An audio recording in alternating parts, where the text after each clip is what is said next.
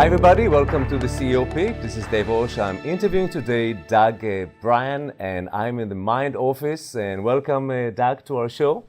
Thank you. I actually started my career differently than most people. I was a place kicker in the NFL for 12 years and really had no idea how long that was going to last. So I started investing in real estate, and I learned that I really liked real estate. And so I got an MBA while I was playing and focused on real estate finance and then continuing to invest. And when I retired in 2005, I joined the company that I had been investing with, and we were buying 100 to 400 unit multifamily buildings and raising pools of capital to buy projects. And in around 2007, saw the foreclosure crisis happening and started to ask myself, why am I chasing apartment deals when they're giving houses around? And that really led to my first startup, which was called Waypoint Homes. Long story short, my partner and I started buying single family homes as rentals with our own money, realized that it was working very well, started to raise high net worth money and invest in building a technology platform, because the real challenge was, how do you manage large numbers of single family rentals? And over a 7.5 year period, raised high net worth money, institutional capital, and ultimately public capital.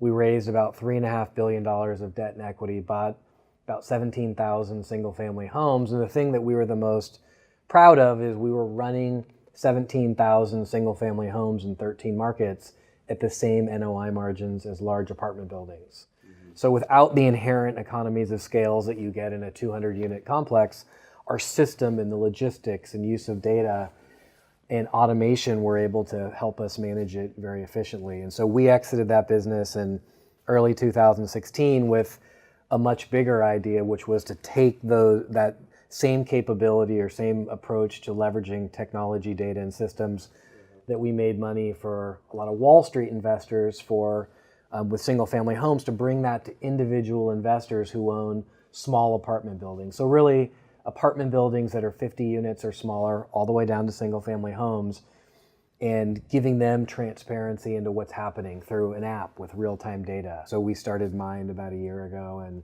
today we're operating in the Bay Area. We've raised about $10.5 million of venture capital.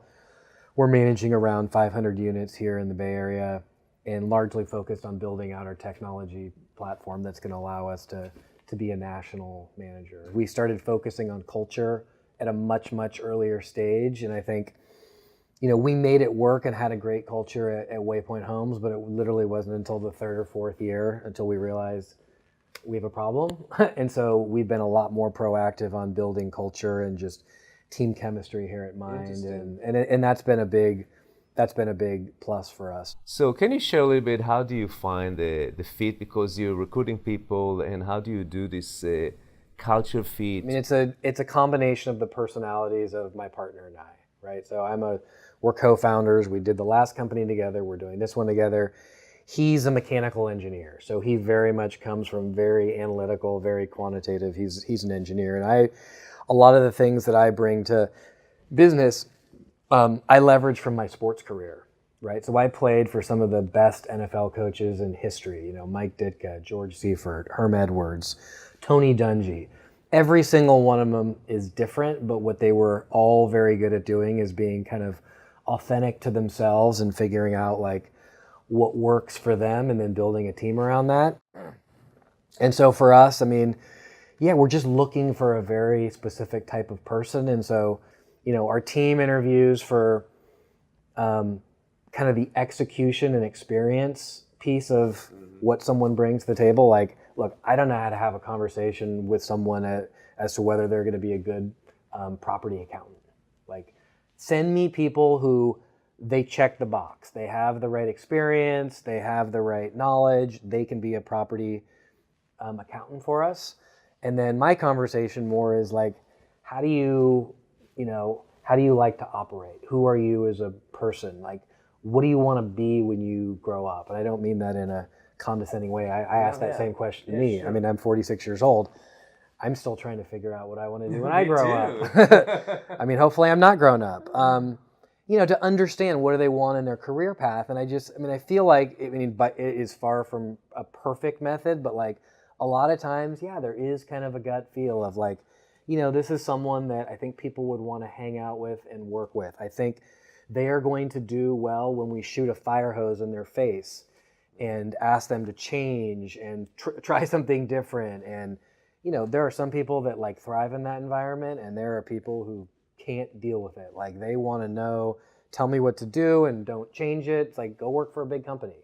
To me, the fun of life is just always learning. And so I'm, always going to conferences, always reading books. Like I just recently read that book, Shoe Dog by Phil Knight.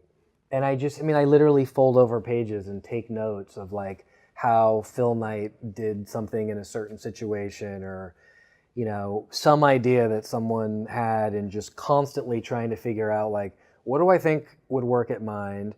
What do I think's like really authentic to me? Like, Mike Ditka was like a super effective football coach, but like very few people could pull off what Mike Ditka does. Like he just has a very unique approach. I would also say on the opposite end of the spectrum, Tony Dungy, one of the all-time great coaches. You literally had to, like, can you speak up a little bit? Like he is not speaking in a loud voice, but like he's like E.F. Hutton. Like everybody wants to hear what he says. Like that's a very distinct style. So I think for any leader, like it's got to be authentic. You can't just like pull some book off the shelf and say, I want to be that guy. It's like, chances are it's bits and pieces of different people, and you got to figure out what works for your business and what works for you. And to me, that is a never-ending learning experience, because if you're always trying to get better, then there's always something else to learn. And the fact is, the world is changing rapidly, and if you're not growing and evolving, like, you will be left behind.